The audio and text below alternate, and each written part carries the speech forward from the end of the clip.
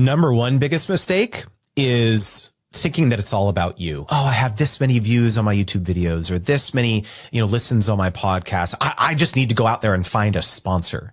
And that's the thrust of my pitch is, I'll look at all my giant vanity metrics, right? And the brand says, who the heck are you? And then they delete your email.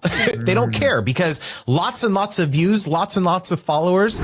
So if you can come inbound to the brand and say, and do a little bit of sleuthing, do a little bit of research and say, hey, I saw that you were running this campaign last January. Let's say we're sitting in September or something, right? Hey, I saw that you were running this campaign last January. Are you going to be running that campaign again this year? I would love to help you support that in the following ways. I can do 2 YouTube integrations. I can give you paid media rights. I can do XYZ, blah, blah, blah. Are you free on Thursday at 10 a.m. to talk about that? And the surprising thing about this is that brands do not have giant piles of money to pay random creators that reach out. But you know what they do have money for?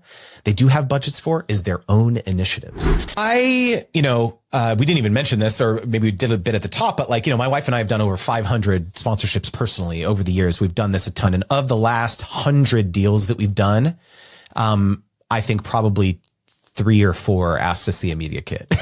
So very, very small percentage. You want to be able to tell that story on a phone call with the brand, right? And if you don't know, you better figure it out. And so the act of putting together a media kit helps with that a lot. However, what I will caution everyone listening is if any of you have done this exercise and has a media kit, but you have a pricing page, like a rate card in that media kit, please delete it immediately.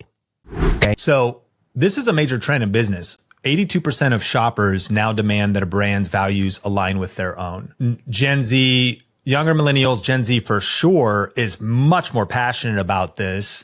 And I think in general, the way we resonate with brands, I'm up here in the Pacific Northwest recording this, and I think about, you're probably going to see somebody driving a Subaru Outback out here, North Face jacket on, Patagonia jacket, trying to reduce their carbon imprint. But what are your thoughts on pros and cons of, is it good to have values in the creator career woven into your content? How would you coach somebody who doesn't want to force it, but wonders if their content would be more powerful? And if you're optimizing for being brand friendly, is it better to be more quiet? It's a lot of different angles. So, about what you believe and what doors it might close, but also what doors it might open.